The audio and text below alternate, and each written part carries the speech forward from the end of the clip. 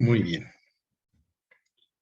Bueno, yo no me presenté, aunque la mayoría me conoce. Brevemente hago un resumen. Yo soy psicólogo de profesión. Egresé de la UNAM hace muchos años. Tengo estudios en psicología clínica de la salud, desarrollo humano y un doctorado por la Autónoma de Querétaro. He publicado algunos libros. Uno de interés es el que les compartí sobre desarrollo humano y mindfulness, una visión integral del crecimiento, que les hice llegar. Es un libro chiquito. Bueno, hay otros textos. He publicado muchos artículos dentro del campo de la psicología organizacional y clínica. Pero lo importante es que me estoy dedicando ahora a compartir el sistema de enseñanza mindfulness, y soy terapeuta humanista integral. Practico meditación pues desde hace muchos años, aunque me certifiqué recientemente en este instituto, en el Instituto Mexicano de Mindfulness, para ser instructor certificado de mindfulness. Aunque, como les decía, realmente la práctica de meditación, pues ya tengo los mismos años de casado que de meditando. 42 años. Muy bien. Bueno, empecemos por comentar algo sobre por qué buscamos alternativas a nuestra forma de vivir. Tomemos en cuenta que muchas de las dificultades que vivimos en el día a día tienen que ver con el exceso de actividades y compromisos, el apego a las experiencias del pasado, ya sea positivas o negativas, especialmente las negativas, que nos hacen continuamente, pues, no sentirnos bien con nosotros mismos. O la preocupación por el futuro, ¿no? ¿Qué va a pasar? Y más en estos tiempos tan difíciles.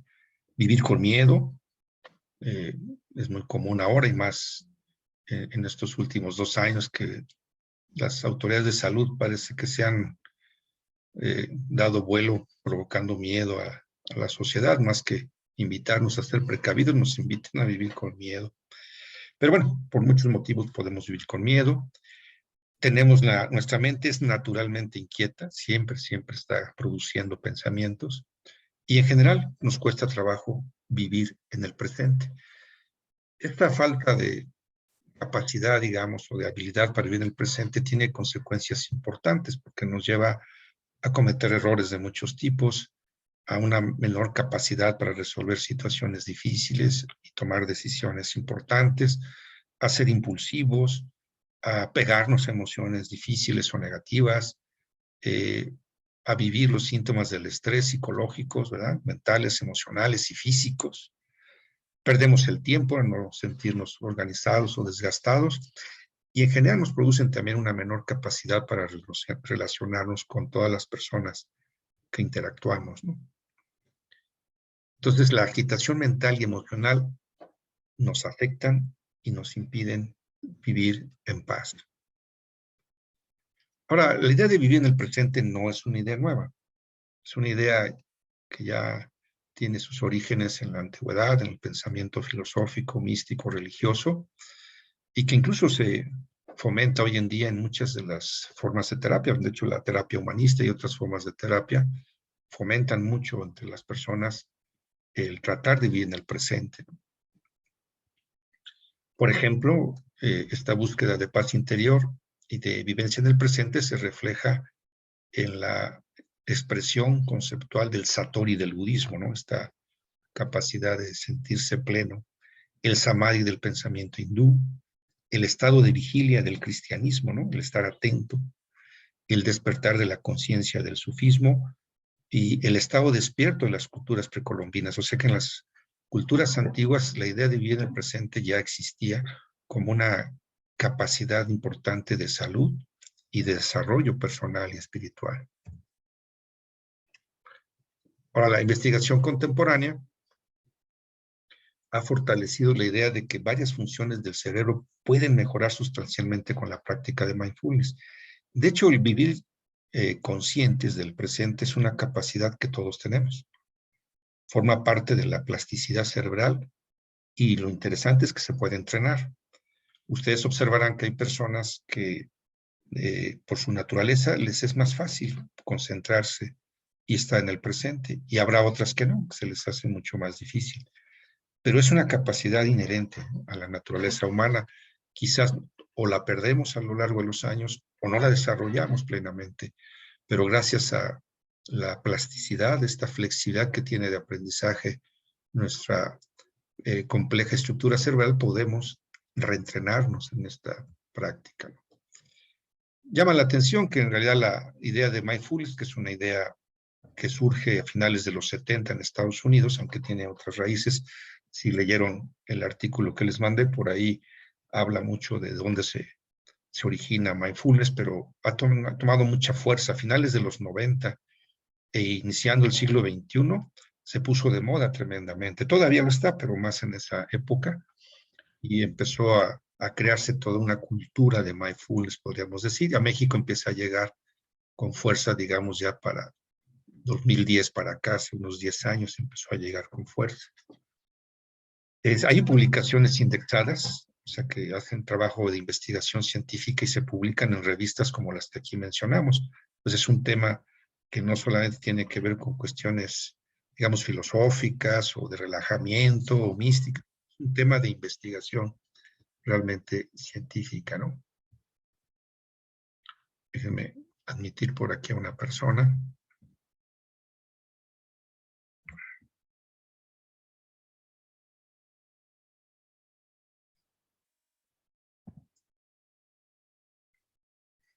Admitir a los que llegaron tarde, o que se salieron, y volvemos. Ok.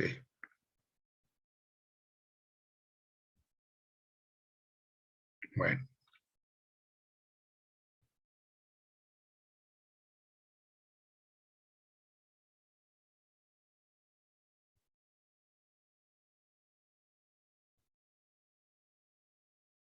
Bien, nos quedamos aquí, vamos con las publicaciones.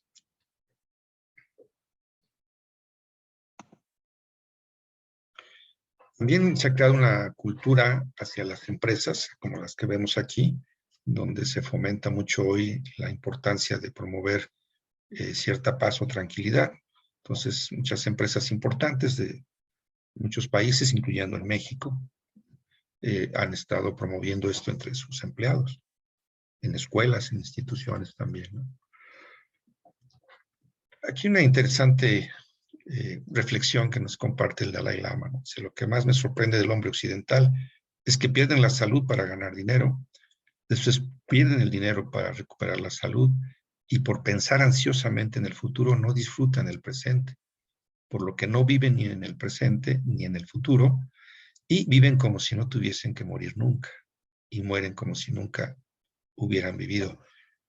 Que no nos pase eso, ¿no? Aquí tenemos una imagen a la derecha de John Kabat-Zinn, que es el fundador de este movimiento. Si leyeron el documento, habrán ahí comentado, habrán visto que mindfulness es una, se puede traducir como atención plena o mente plena, ¿no? Y aunque está asociada con la historia del pensamiento budista y diferentes tipos de budismo, en realidad la meditación y la atención plena es inherente a filosofías antiguas, como la filosofía griega, incluso a la mística cristiana y a muchos otros movimientos filosóficos y religiosos, espirituales. O sea, no es específicamente del budismo, aunque la expresión viene originalmente de ahí. Y la práctica también de la meditación está asociada con movimientos filosóficos como el existencialismo, la fenología y el trascendentalismo, entre otros. O sea, entonces no es, porque a veces la gente se concentra o piensa que solo la meditación es como una práctica budista, ¿no? En realidad es una práctica inherente a muchas religiones, incluso a la mística cristiana pertenece, ¿no? Entonces no es nueva, pero digamos que es nuevo como movimiento dentro de la academia, o sea, se volvió un tema importante como una manera de encontrar, digamos, tranquilidad y paz a través de un camino no necesariamente apegado a la religión. Y el encargado de este movimiento, digamos, académico, que se introduce fuertemente en el campo de la salud, fue el doctor John Kabat-Zinn, que aparece aquí. Él aprendió con importantes maestros la práctica de mindfulness y la llevó a la Universidad de Massachusetts, concretamente al Centro Médico de Massachusetts, Y ahí en el centro médico formó el primer centro de mindfulness para trabajar especialmente con los enfermos de estrés crónico. Ahora él define mindfulness como la conciencia no enjuiciadora que se despliega momento a momento, la cual se cultiva prestando atención de una manera específica en el momento presente y de la manera menos reactiva y enjuiciadora posible, y con la máxima apertura del corazón. Vamos a, aunque parece una definición más o menos clara, me gustaría definir varios aspectos. Por ejemplo, cuando dice la conciencia no enjuiciadora, ¿no? Este es un punto fundamental. En la práctica de la meditación se trata de aprender a ver, como dirían los fenomenólogos, la realidad tal y como se nos presenta, sin emitir un juicio, ¿no? Ese es un primer punto importante de la conciencia plena. Y luego dice de momento a momento.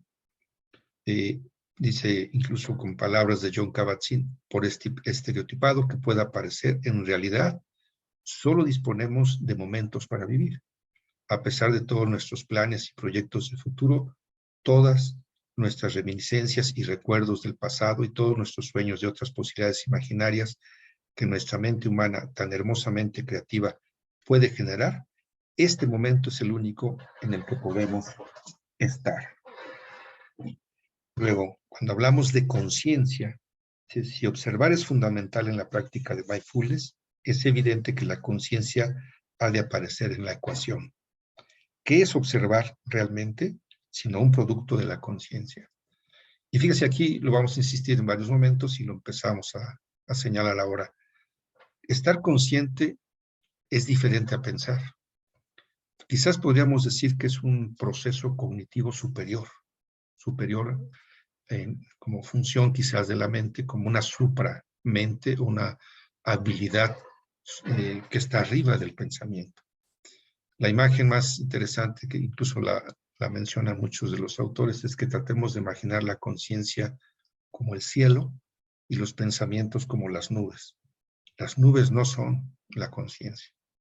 Es algo que pasa por ahí todo el tiempo. Es la conciencia del cielo. Entonces, si podemos estar conscientes de nuestros pensamientos, veremos tendremos una experiencia distinta de lo que son los pensamientos y podemos aprender a observarlos. Entonces, el estar conscientes es algo inherente a los seres humanos. Sin embargo, no hemos descubierto el valor de estar conscientes en el momento presente.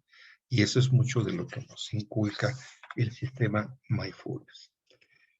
También nos dice Kabat-Zinn, si la conciencia es la capacidad de ser testigo de todos estos eventos, emociones, pensamientos, sentimientos, y sostenerlos a medida que emergen.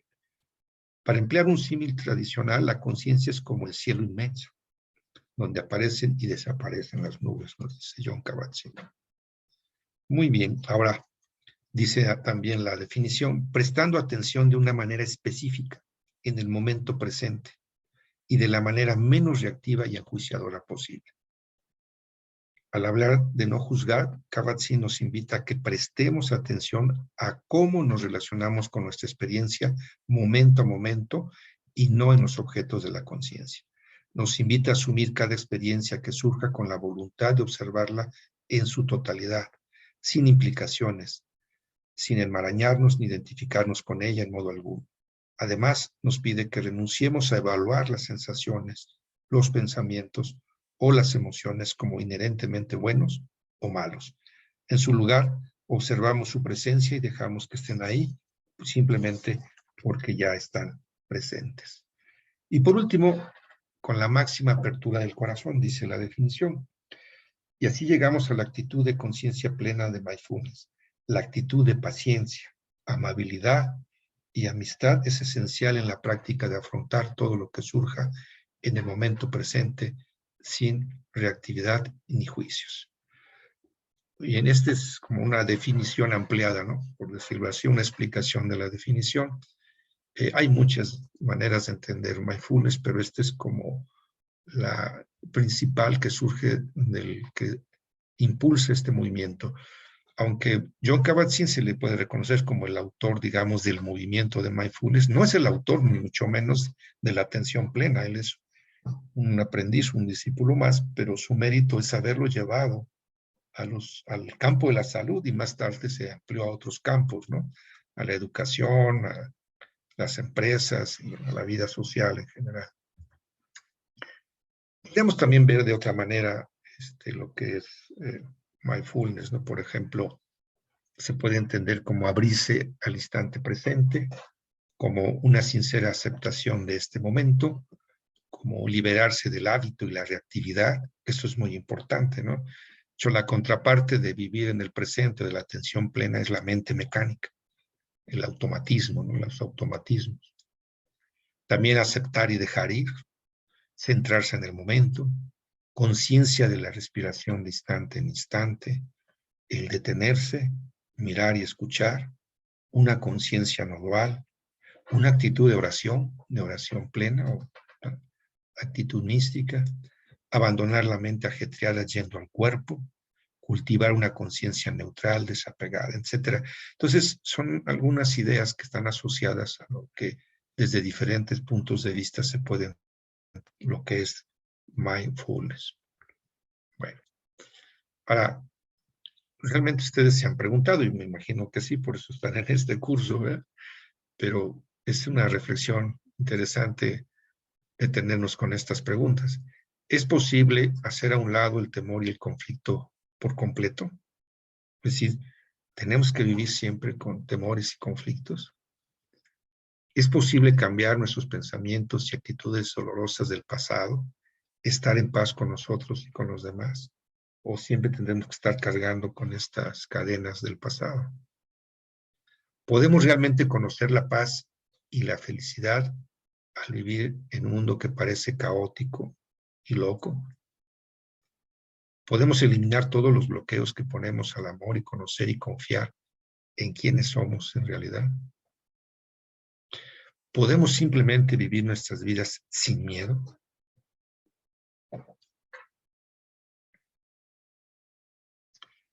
Ahora, es interesante mencionar aquí al doctor Herbert Benson.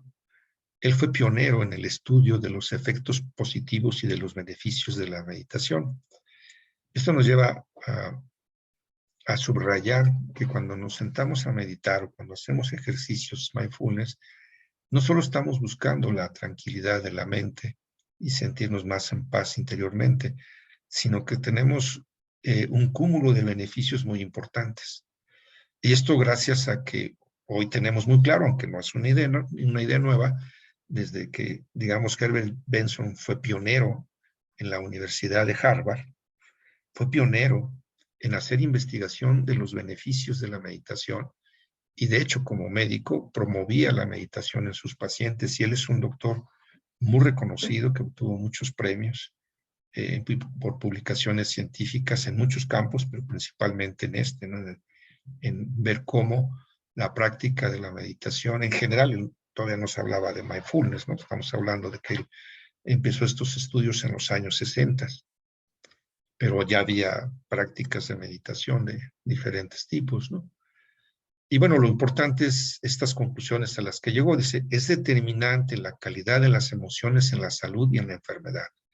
La salud se deteriora porque gastamos mucha energía en las defensas del cuerpo, es decir, porque vivimos más en un estado de sobrevivencia que de creatividad o de tranquilidad. Aunque se habla que existen los 4 jinetes del apocalipsis del siglo XXI, que son el estrés, el miedo, la depresión y la ansiedad, en realidad, digamos que el padre de las demás es el estrés. Prácticamente todos los investigadores en el campo del estrés llegan a la conclusión de que puede ser miedo, puedes llamarle depresión, puedes llamarle ansiedad, poner otros términos, pero son variantes de respuestas estresantes a la manera en que nos relacionamos con nosotros mismos y con nuestro entorno.